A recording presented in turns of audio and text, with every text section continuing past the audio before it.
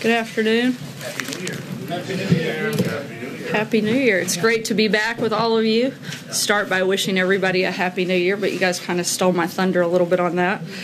The President would like to start by congratulating two great teams from two great states, both in the heart of Trump country. We look forward to a fantastic national championship between Georgia and Alabama next week.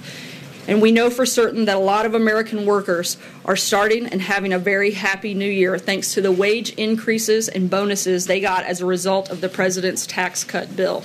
Companies are doing exactly what the President said they would, increasing investment and raising wages, and the workers are the big beneficiaries. We will be talking a lot more about that in the coming days. With the new year, we also have a renewed appreciation for the freedoms we enjoy here in the United States. Unfortunately, millions of people around the world are not so fortunate. In recent days, we have watched widespread protests erupt in many Iranian cities. Years of mismanagement, corruption, and foreign adventurism have eroded the Iranian people's trust in their leaders. The Iranian regime spends its people's wealth on spreading militancy and terror abroad rather than ensuring prosperity at home. Prices for everyday staples and fuel are rising, while the Revolutionary Guards spend the nation's wealth on foreign militant groups and enrich themselves in the process. The Iranian people are angry at the rising tide of corruption in their daily lives. The people are tired of paying the price for their violent and corrupt rulers. As a result, we are now seeing an organic, popular uprising organized by brave Iranian citizens on the largest scale since 2009. But the international community cannot sit silent as it did then. The United States supports the Iranian people, and we call on the regime to respect its citizens' basic right to peacefully express their desire for change. America longs for the day when Iranians will take their rightful place alongside the free people of the world. As the President said in October, we stand in total solidarity with the Iranian regime's longest-suffering victims. The citizens of Iran have paid a heavy price for the violence and extremism of their leaders, and the Iranian people long to reclaim their country's proud history, its culture, its civilization, and its cooperation with its neighbors. On an even more somber note, we are sad to have to announce that a brave American service member died in Afghanistan, and we are going through the notification process, and DoD will provide updates on that situation as available. And our thoughts and prayers are with that individual's family and friends. With that, I will take your questions. Major. The Iranian protest, does that create an opening or renew the President's desire to reimpose sanctions as part of the Iran nuclear deal? But I have a follow-up on Pakistan also. Look, we certainly keep our options open in terms of sanctions, in terms of signing a waiver later in January. The President hasn't made a final decision on that. He's going to keep all of his options on the table in that regard. Has the Iranian protest changed the calculations about that? Meaning created a situation in which the President, who was already inclined to be moving in that direction, would move more rapidly in that direction to send a signal not just to the Iranian regime but to the world? Not necessarily. I mean, I think the President's been very clear what his position is in support of the Iranian people, and in terms of what decision he'll make on that waiver. He hasn't made a final one yet, but he's going to keep every option on the table with regard to that. And on Pakistan, what precipitated the President's tweet about threatening to withhold future U.S. aid? Is there something in particular that he was either briefed upon or that he noticed? Because it's not necessarily a secret that there's been a long-running dispute between the United States government and Pakistan about how cooperative Pakistan has been in counterterrorism measures and other issues. Look, the President outlined a new strategy for Afghanistan and South Asia earlier this past year in August, and at that time he laid out and said that Pakistan is not fulfilling its obligations. The President is simply following through on a commitment that he made, because this is a President who does what he says he's going to do. We know that Pakistan can do more to fight terrorism, and we want them to step up and do that. Sarah, Happy New Year. What did the President mean when he said the deep state Justice Department? And does this administration believe that the deep state is a real thing, that there is this shadow government out there actively plotting to sabotage him? Look, the President finds some of those actions very disturbing, and he thinks that we need to make sure if there is an issue that it's looked at But if there was anything beyond that, I would refer you to the Department of Justice that would look into it. Does he believe the entire Justice Department and its more than 100,000 employees are part of this deep state? Obviously, he doesn't believe the entire Justice Department is part of that. You know, one of the things that the president has done is appoint Christopher Wray at the FBI because he wants to change the culture of that agency, and he thinks he's the right person to do that. Steve? What does the president see as the end game in Iran? Would he like to see regime change? I mean, I think the ultimate end game would be that the citizens and the people of Iran are actually given basic human rights, and he'd certainly like to see them stop being a state sponsor of terror. I think that's something the whole world would like to see. Follow-up, is there a risk of, by encouraging these demonstrators, that there could be a backlash against them from the Iranian government? No, and I think one of the big things, and I think even Hillary Clinton outlined this when she said that the Obama administration was too restrained of the 2009 protests, and said that won't happen again. And for once, she's right, and we agree with her, because President Trump's not going to sit by silently like President Obama did, and he certainly supports the Iranian people and wants to make that clear. Matthew? Thanks, Sarah. Another question on one of this morning's tweets. Is the president requesting that the Department of Justice investigate Huma Abedin? And how did he reach his conclusion that she should be in jail, given that she hasn't been indicted or convicted of any crime? Look, obviously, the facts of that case are very disturbing, and I think the president wants to make clear that he doesn't feel that anyone should be above the law. In terms of any investigation, that would be something the Department of Justice would need to decide, and I would refer you to them on whether or not they move forward. Jordan? Thanks, Sarah. Was the president disappointed that Senator Hatch decided not to seek re-election, and is he committed to campaign for whoever the Republican nominee would be in 2018? Obviously, I don't think we've made a determination in terms of campaigning, but the president certainly has the greatest and deepest amount of respect for Senator Hatch and his over 4 in the Senate. He's particularly thankful for the senator's leadership and massive effort that he played and the role that he played in getting the tax cut and reform package passed. And the president certainly praises his service and is very sad to see Senator Hatch leave and knows that he will certainly be missed. John? Thanks a lot, Sarah. President Moon of South Korea has reached out to North Korea about a possible meeting between North and South Korean officials as early as next week. Is this a meeting that the administration supports? Would it in any way upset your strategy for dealing with North Korea? Look, our policy on North Korea hasn't changed at all. The United States is committed and will still continue to put maximum pressure on North Korea to change and make sure that it denuclearizes the peninsula. Our goals are the same, and we share that with South Korea, but our policy and our process has not changed in this. Trey? Would such a meeting be helpful? Sorry, go ahead, John. I'll come back to you. Would such a meeting be helpful, though, in terms of diffusing the situation that exists now in the region? Again, our policy hasn't changed, and we've been very clear about the fact of what our priority is, and that's a denuclearized peninsula, and there's nothing new to update on that front. Trey? Thanks, Sarah. Too, on Iran, the president tweeted over the past weekend that the U.S. is watching very closely for human rights violations. What actions are being considered by the Trump administration should these violations occur? Look, we'll keep you posted on any actions that we plan to take, and we're keeping a lot of options on the table at this time. And if I can follow up on Steve's question about regime change, there are protesters who are calling for regime change in the country. Does the Trump administration support regime change in Iran?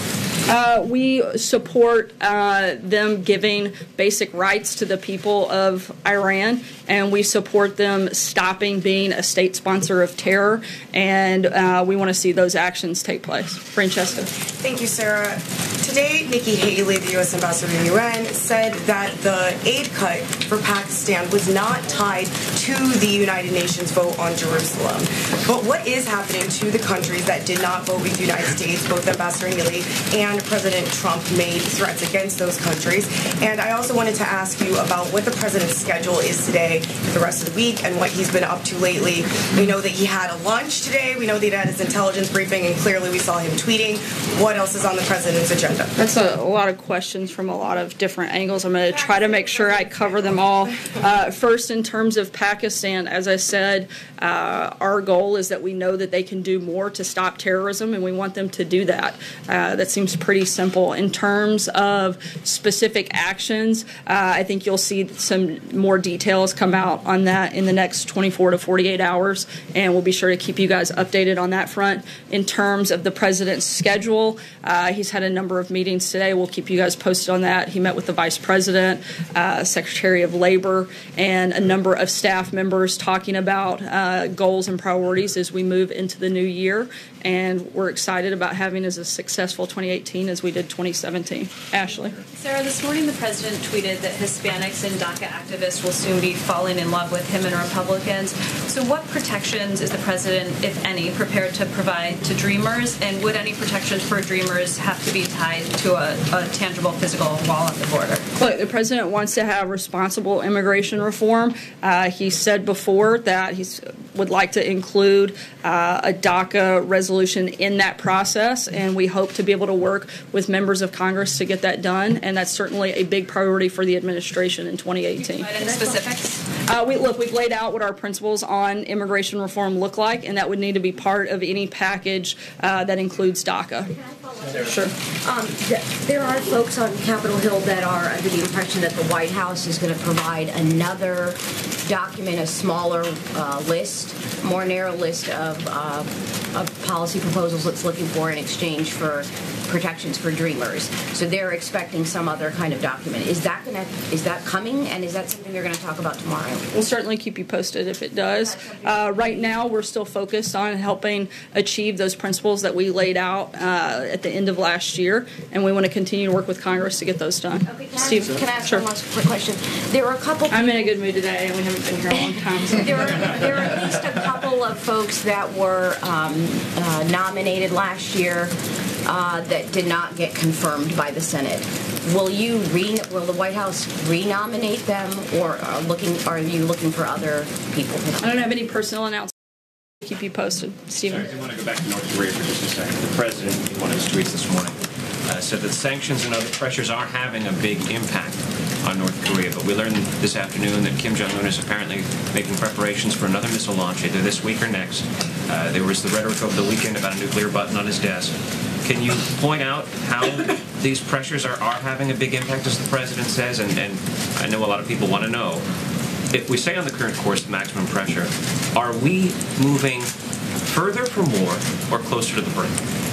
Again, the focus here is to continue, like you said, to apply maximum pressure on North Korea, and we want all of the other countries. This is not just a United States threat. This is a global threat, which is why we're calling on everybody to step up and do more, and we're going to continue working with a lot of different leaders in other countries to help do that, and we're going to keep all of our options on the table. As we have said time and time again, our policy on that front hasn't changed. Mike? Just to follow up on that point, if the policy is denuclearization and Kim won't talk to the U.S. about that, how can it be good news, as the president suggested in his tweet, that North Korea wants to talk to South Korea about the Olympics?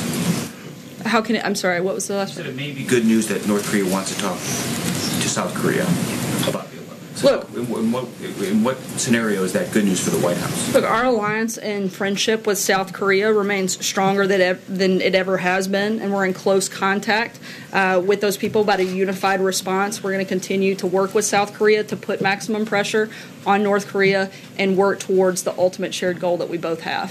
Kristen? Sarah, thank you. Just to follow up, does the United States support North Korean athletes' participation in the Olympics? We haven't made a final determination on that front. Something that you plan to determine in the coming days? Is it something that could... I don't know if there's a set timeline that we're going to do that in the next 24 hours, but we'll certainly keep you posted. All right, let me try to drill down on the president's tweet about Iran earlier today. I know you've been asked a version of this question, but just to be very specific, the president said it's time for change in Iran.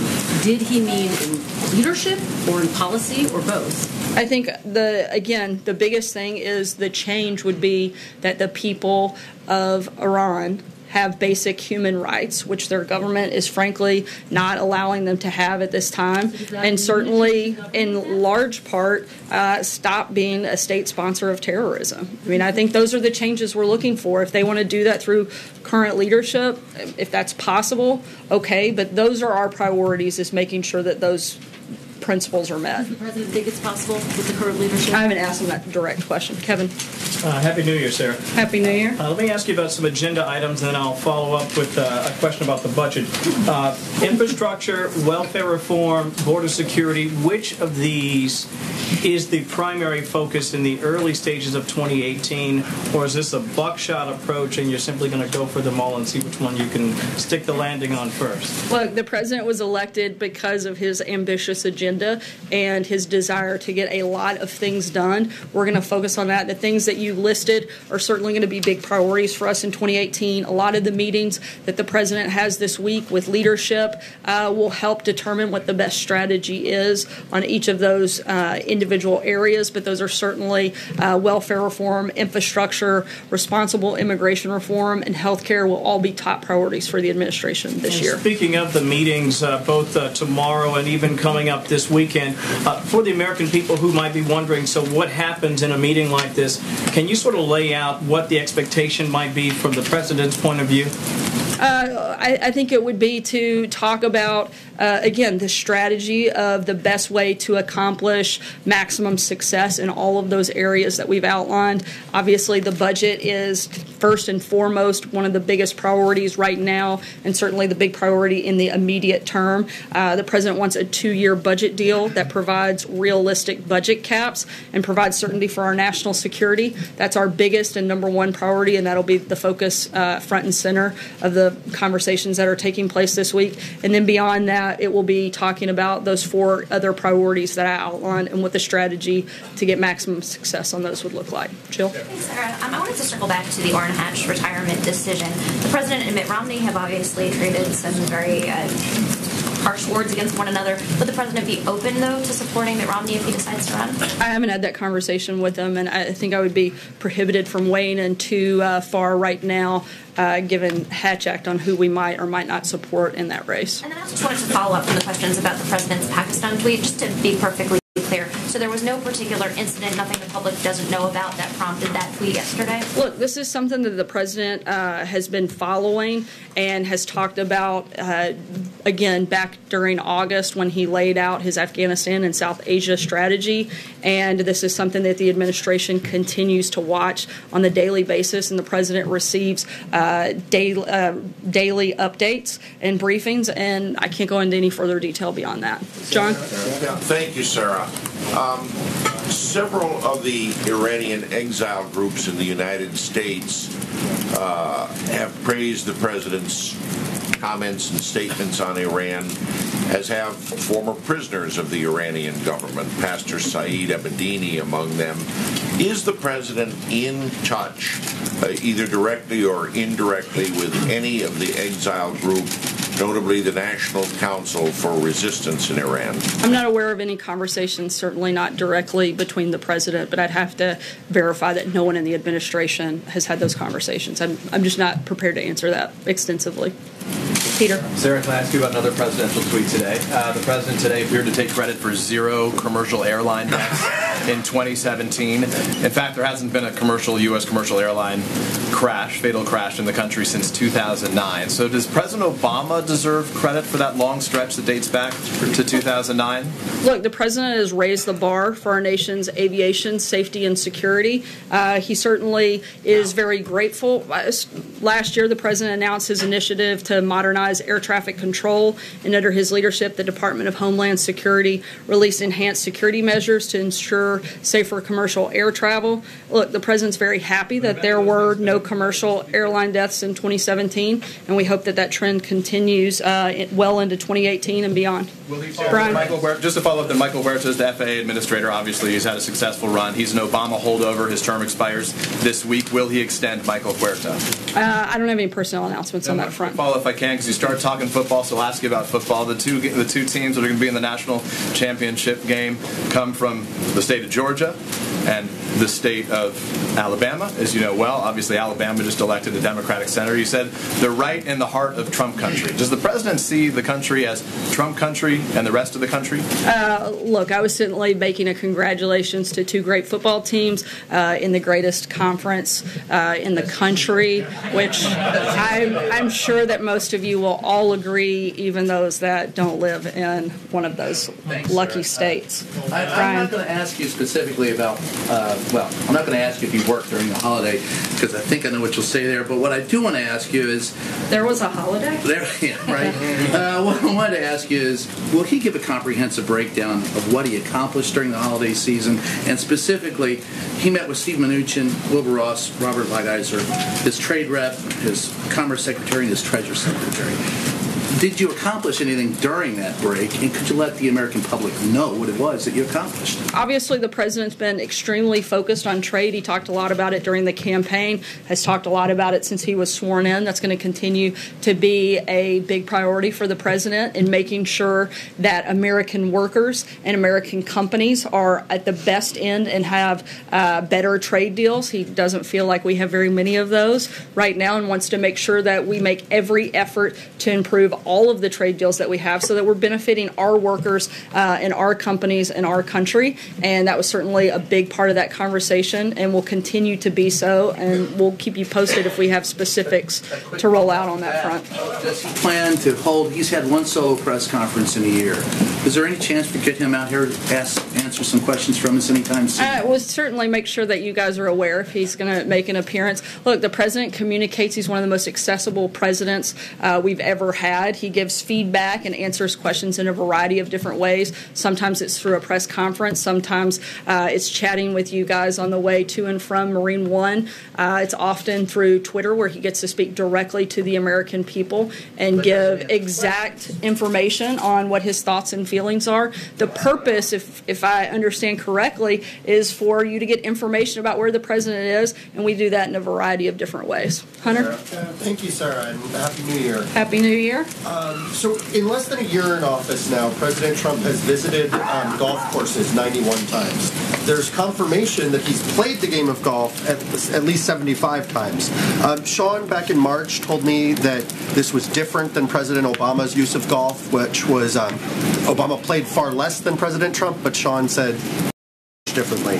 Can you tell me the biggest single thing the president has accomplished for the American people during his time on the golf course? I think it would certainly be developing deeper and better relationships with members of Congress in which those relationships have helped push forward the president's agenda, specifically when it comes to helping get the tax reform and tax cuts passed. A lot of that, I think, and the success of that came from the strong relationships that the president has, and he's played golf with a number of senators and used that time certainly to accomplish that. If so much has been accomplished during this time, there seems to be a bit of a transparency issue with his time on the golf course. We don't always get confirmation of what he's doing there, despite a lot of requests. There was this incident with the box truck. Why does it seem as though the White House is a little has some kind of issue about his time on the course? I think it's the press that has an issue with this time on the course. The president's extremely proud of the accomplishments we had during 2017. I don't think anyone can argue is probably one of the most successful first years in office, passed major legislation, reworked the court system, and got a Supreme Court justice nominated and approved and on the bench in the first year, a booming economy, massive gains against the war on ISIS. I think we've had an extremely successful 2017. And some of that's due to the relationship building that he was able to do there. We'll take one last question. Eamon? For confirmation? I'm sorry? Is there a reason for no readout or confirmation when he's having these meetings on the course? We provide information when it's pertinent to the day, and we'll continue to do that. Eamon, go ahead. Thanks, Sarah. Earlier, the president tweeted about tax reform, saying companies are giving big bonuses to their workers because of the tax cut bill. Really great. Will the employees of the president's own companies be getting bonuses as a result of the tax cut bill this year? That's a question you have to ask the Trump Organization. The president isn't involved in that, and that's something I would refer you to them. Does the president feel that companies that can afford to pay bonuses this year as a result of the tax bill should do that for their workers? I'm sorry, I missed the first part of your question. Does the president feel that companies that can afford to pay bonuses should pay bonuses to their workers this year? I think he certainly hopes that companies will either give bonuses to their employees or somehow reinvest and bring business back into this country. That was one of the big purposes and goals of the tax cut bill, which we've certainly seen play out over the last couple of weeks, and expect to see a lot more good news come from that. Thanks so much, guys. The president said that he could do whatever.